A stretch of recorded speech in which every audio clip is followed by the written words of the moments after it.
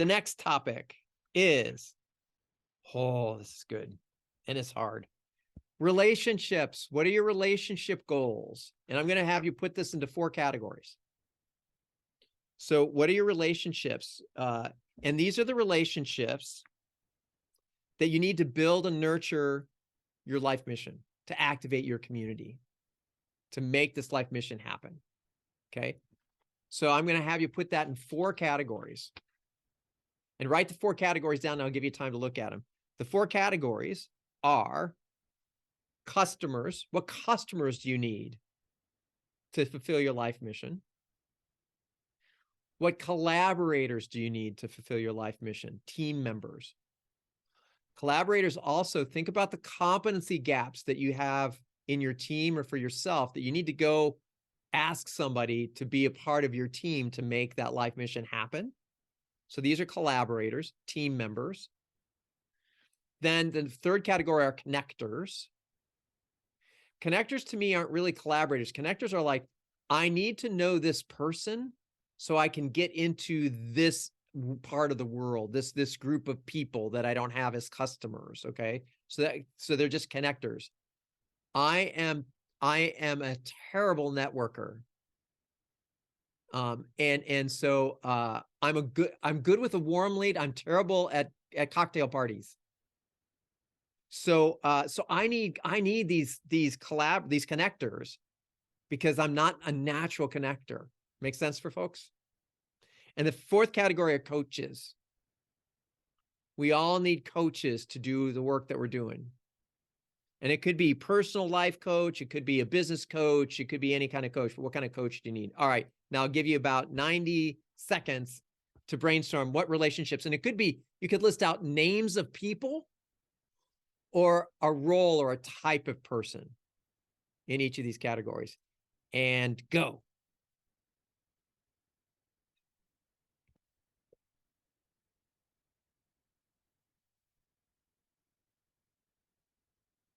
These are the relationships you need to build and nurture your life mission.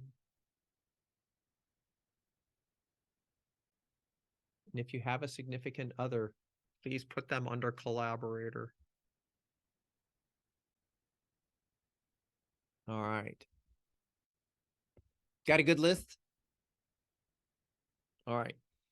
One of the things that I do is, many of you know, that I have a what I call my RIS. It's an Excel spreadsheet of 2,200. It's probably bigger than that now. 2,200 list of names of people that are in my world. It's my list, if you will. It's not in Kajabi. It's not in that, but it's my list of people. These are people I've known for a long time. And when I left Accenture, it was 850. And then I was like, oh, I need to add more to it. So it's got built. But Nate and Amber, you were both on my list when I left Accenture on my 850. And now you're on my 2,200 list.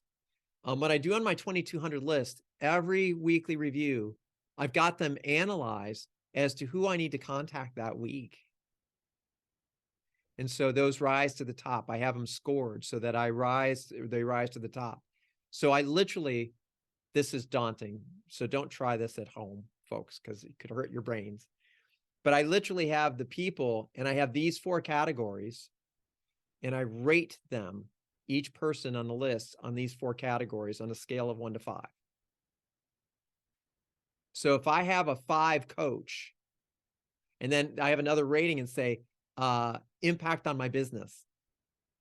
If I have a 5 coach and a low impact on my business, that ends up goes to the top of my list. I need to contact this person. High probability customer is a 5. And if there's a low impact on my business, they're a 1, I need to contact that person. So that's all built in my spreadsheet. Does that make sense to folks? I'm not suggesting you do my spreadsheet. I'd love to share that with you sometime if you find that valuable. But that's huge for me because that helps me manage my network. Now, if I was in a mass business, that's impossible because I'd have millions on the list, but I'm in an intimacy business. So it makes sense to me to have that. Cool for folks?